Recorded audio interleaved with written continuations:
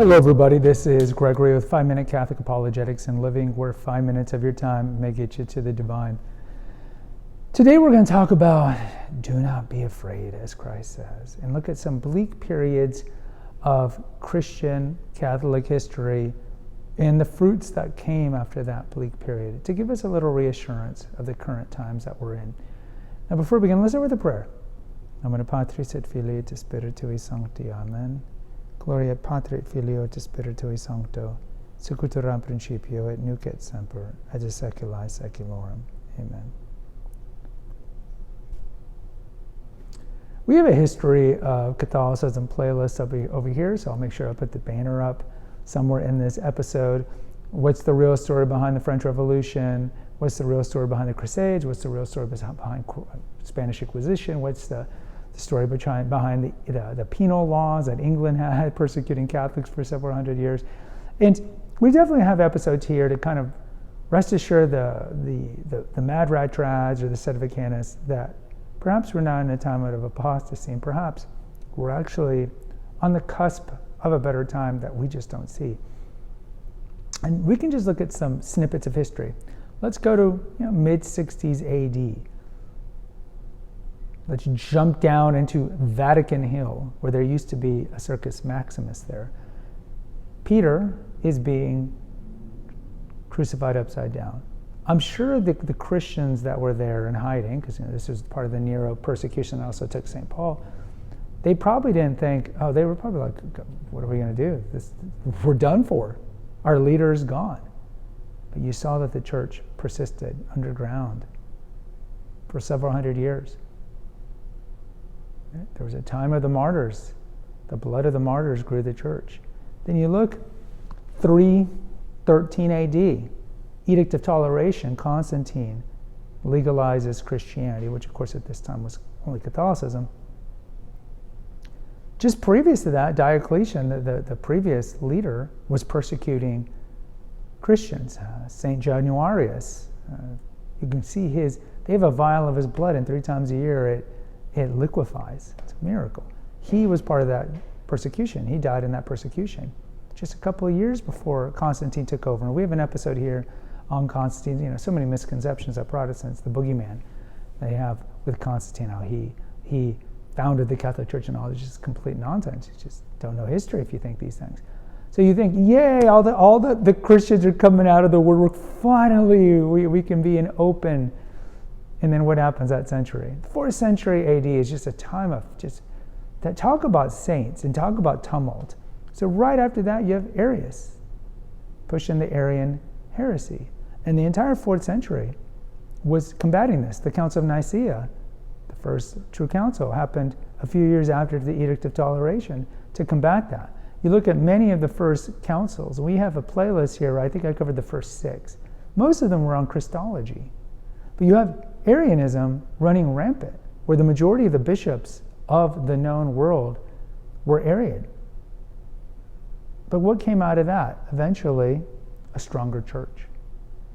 Catholicism becomes the official religion of the Roman Empire later on, only 70 years after the Edict of Toleration.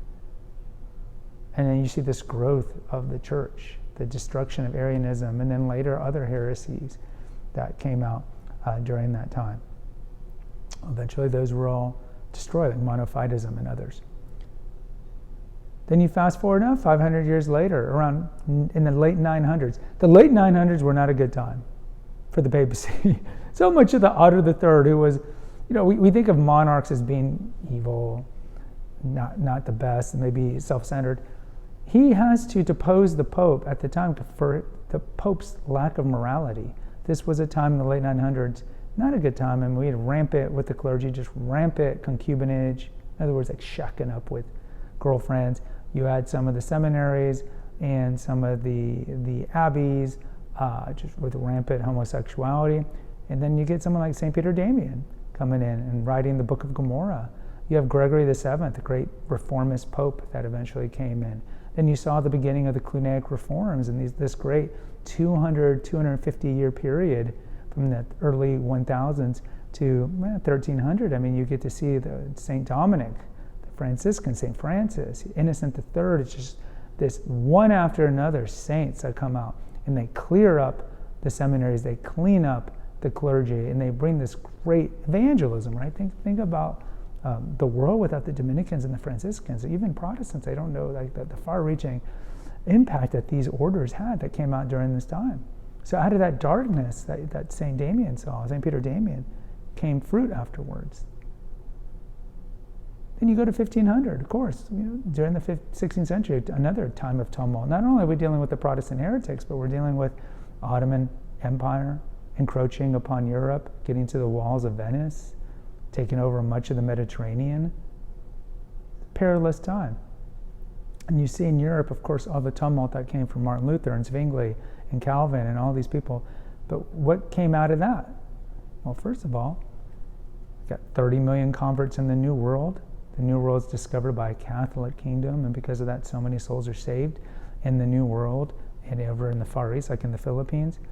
Then you see, even after the chaos of the 16th century, so much loss of life in Germany and the Low Country because of wars, religious wars. Through the 30 Years' War in the early 1600s, you see the Counter-Reformation. You see Bellarmine, Peter Canisius, St. Ignatius of Loyola, this time where this renewed zeal, really pushed by the Council of Trent during this time, regalvanizes Catholic Europe, where we reclaim areas that were lost, like Bohemia and Poland and Central Europe, all these areas.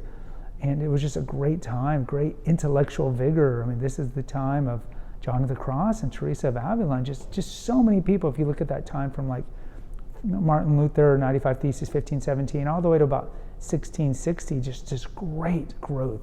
Religious art is at its peak, all these things.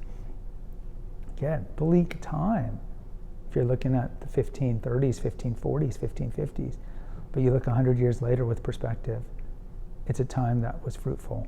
And so you look at today, and we can do other examples. French Revolution was a tough time. You saw France rebound from that, and an increase of vocations. Think of the time of the 1850s, 1860s, and sadly you see the rise of anticlericism in Germany and in France and much of the Western Europe as they slowly start to turn their back on Christianity.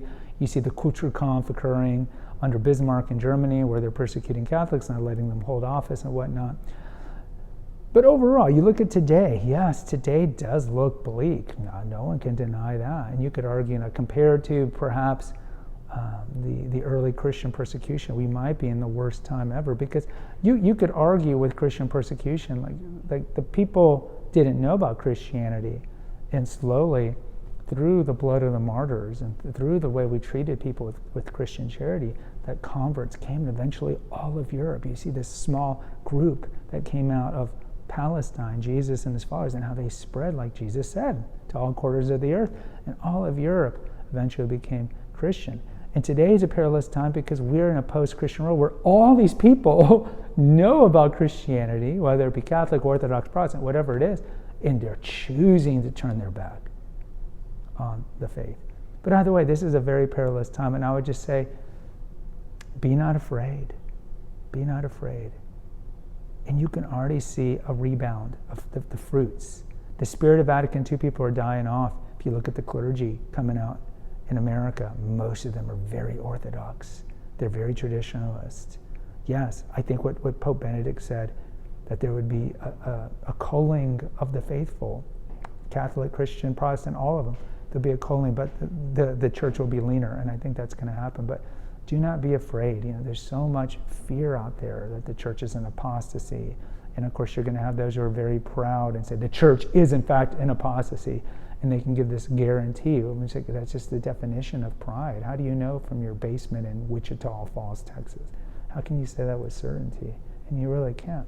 The church is in a tough time. But I'm confident with what Jesus Christ said, how the gates of hell would not prevail on the church. And I think I'll be long dead by this time, but you look 50 years from now, the church will be southern. We have an episode here. The church's heart will move to the southern hemisphere. You see so much growth in India, and of course the Philippines, Indonesia, massive growth, South Korea, of course sub-Saharan Africa. You're going to see it go southern, but the church ain't going anywhere, for lack of a better word, to use my southern drawl. The church isn't going anywhere. The church will not die. because Christ said the church will not die. So be not afraid.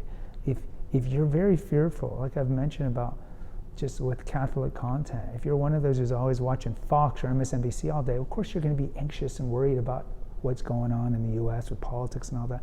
It's the same thing with Catholic content. If you're always watching the Catholic fearmongers, clickbait, apocalyptic stuff, well, of course you're going to be fearful.